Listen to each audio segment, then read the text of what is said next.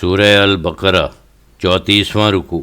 اللہ کی حکمت اگر سمجھ میں آتی ہے تو اس وقت جب بندہ مومن اس کا ہو کر اپنے ارادے کو اس کے حکم کا تابع کر دے اور عمل میں لگ جائے، پھر اللہ کا فضل اگر شامل حال ہو تو اللہ کی صفات کاملہ کی تجلیاں اس کے قلب پر جلوہ فگن ہونے لگتی ہیں۔ علماً ہی نہیں بلکہ نوراً سمجھ میں آتا ہے کہ اللہ ایک ہے، ذات میں واحد ہے، صفات میں، اور اس طرح اس کے حی القیوم ہونے کا اس کی وسعت علم اور قدرت کاملہ کا ایک ہلکا سا تصور مل جاتا ہے۔ واضح رہے کہ اللہ ایک ایسا وجود خلق ہستی محض ہے جو ہمارے وہم و گمان سے بھی بالا اور برتر ہے۔ اسی لیے اہل عرفان نے کہا ہے کہ ما عرفنا کا حق کا معرفتی کا، یعنی ہم نے تجھ کو نہیں پہچانا جیسا کہ پہچاننے کا حق ہے۔ یہ بات اگر ذہن نشین رہے تو آیت کرسی کی فہم کے ساتھ اس کی فیوز سے بندہ مومن انشاءاللہ محروم نہ رہے گا۔ ان فیوز و برکات کا سرچشمہ ارادہ اور عمل ہے، جیسا کہ گزشتہ رکوع میں گزر چکا ہے۔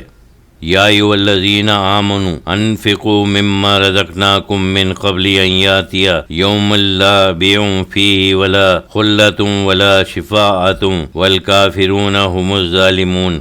اے ایمان والو، جو کرنا ہے ابھی کر لو، نفس کو مجاہدے میں لگا لو، کام کی جگہ یہ دنیا ہے، آخرت میں اعمال نہیں بکتے۔ جو توفیق ارادہ دی ہے اسے کام میں لاؤ، تم سے اس ارادے پر سوال ہوگا جو تم کو دیا گیا ہے، اور اس روزی میں سے اللہ کی راہ میں خرچ کرو جو ہم نے تم کو دی ہے۔ یہ روزی علم کی ہے، مال کی ہو یا فیوز و برکات کی، قبل اس کے کہ وہ دن روز قیامت آ جائے جس دن نہ اعمال کا سودا ہوگا، نہ کسی کی دوستی و سفارش کام آئے گی، اور جو منکر حق ہیں وہی ظالم ہیں۔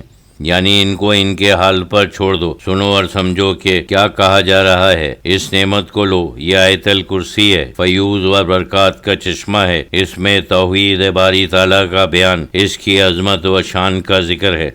اللہ لا الہ الا هو الحی القیوم لا تأخذہ سنۃ ولا نوم لہ ما فی السماوات وما فی الارض من ذا الذی یشفع عندہ الا باذنہ یعلم ما بین ایدیہم وما خلفہم ولا یحیطون بشیء من علمہ الا بما شاء وسع کرسی السماوات والارض ولا یئوده حفظہما وہو العلی العظیم۔ اللہ الوہیت میں، وحدت میں، ذات میں، غرض ہر شان میں اس کے سوا کوئی معبود نہیں۔ وہ زندہ ہے، وہ زندہ رہنے والا ہے، وہ قائم ہے، وہ قائم رہنے والا ہے، سب کو تھامنے والا ہے۔ نہ تو اسے اونگ آتی ہے اور نہ نیند، یعنی نہ تو اس پر نیند کے پہلے کی کیفیت طاری ہو سکتی ہے، مثلا حواس کا سمٹ جانا، کسل کا ظاہر ہو جانا، سستی وغیرہ، اور نیند آ سکتی ہے جس سے ظاہری حواس زائل ہو جاتے ہیں، ہاتھ سے چیز چھوٹ جاتی ہے جو غفلت کی نشانی ہے۔ اللہ اس غفلت اور نیند سے پاک ہے۔ اسی کا ہے جو کچھ آسمانوں اور زمین میں ہے، بدیات علویہ اور کائنات سفلیہ اسی کے ہیں۔ کون ہے جو اس کے سامنے اس کی اجازت کے بغیر سفارش بھی کر سکے؟ جو کچھ خلقت کے روبرو ہے اور جو کچھ اس کے پیچھے ہے اور جو ان کے سامنے ہے اور جو گزر چکا ہے، سب جانتا ہے، اور جمی مخلوقات اس کی معاملات سے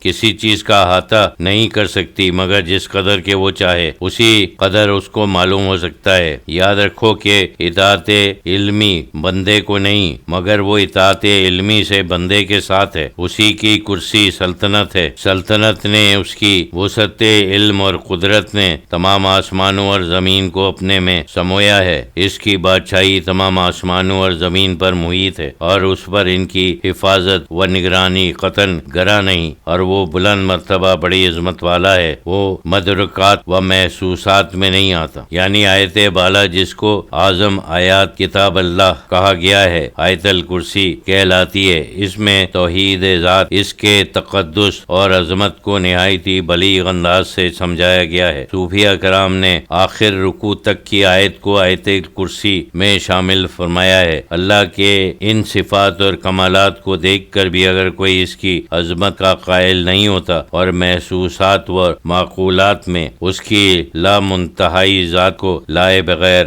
اسلام قبول کرنے کو تیار نہیں ہوتا تو وہ فطرت صحیحہ کا مالک نہیں ہے، اور اسلام دین فطرت ہے۔ جو فطرت سے ہٹ گیا ہو اس کو زبردستی اسلام پر مجبور نہیں کیا جا سکتا۔ لا اکراہ فی الدین قد تبین الرشد من الغی فمن یکفر بالطاغوت ویؤمن باللہ فقد استمسک بالعروۃ الوثقی لا انفصام لہا واللہ سمیع علیم۔ دین کے معاملے میں کوئی زبردستی نہیں۔ قرآن اور صاحب قرآن کے آنے کے بعد بے شک ہدایت کی راہ گمراہی سے صاف جدا ہو چکی ہے۔ اب جو کوئی گمراہ کرنے والوں کو نہ مانے، ان کے کہنے پر نہ چلے اور اللہ پر ایمان لے آئے تو اس نے ایک ایسا مضبوط حلقہ پکڑ لیا جو ٹوٹنے والا ہی نہیں۔ ابتدا میں توفیق و انتہا میں سعادت عروۃ الوثقی ہے۔ عوام کے لیے توفیق اطاعت ہے اور خواص کے لیے توفیق محبت ہے، اور اللہ تعالیٰ تمہارے اقوال سنتا اور تمہاری نیتوں کو خوب جانتا ہے۔ وہ جانتا ہے کہ کون دل سے ایمان لایا ہے اور کون نفاق میں پڑا ہے۔ اللہ ولی الذین آمنوا یخرجوہم من الظلمات الی النور والذین کفروا اولیاؤہم الطاغوت یخرجونہم من النور الی الظلمات اولئک اصحاب النار هم فیہا خالدون۔ اللہ ولی الذین آمنوا یخرجوہم من الظلمات الی النور والذین کفروا اولیاؤہم الطاغوت یخرجونہم من النور الی الظلمات اولئک اصحاب النار هم فیہا خالدون۔ اللہ ایمان والوں کا مددگار ہے، ان کا کام بنانے والا، ان کا دوست ہے، اور ان کو تاریکیوں میں سے نکال کر روشنی میں لے آتا ہے۔ صفات بشریت سے اخلاق ربوبیت تک، شک سے نکال کر یقین تک، نفس سے دل تک پہنچاتا ہے۔ وہ جو لوگ کافر ہیں، جو وہم میں مبتلا ہیں، ان کی رفیق کار بھی شیطان ہیں۔ مفسد لوگ ہیں جو ان کو روشنی سے نکال کر تاریکیوں میں لے جاتے ہیں۔ یہی لوگ دوزخی ہیں اور دوزخ میں ہمیشہ رہیں گے۔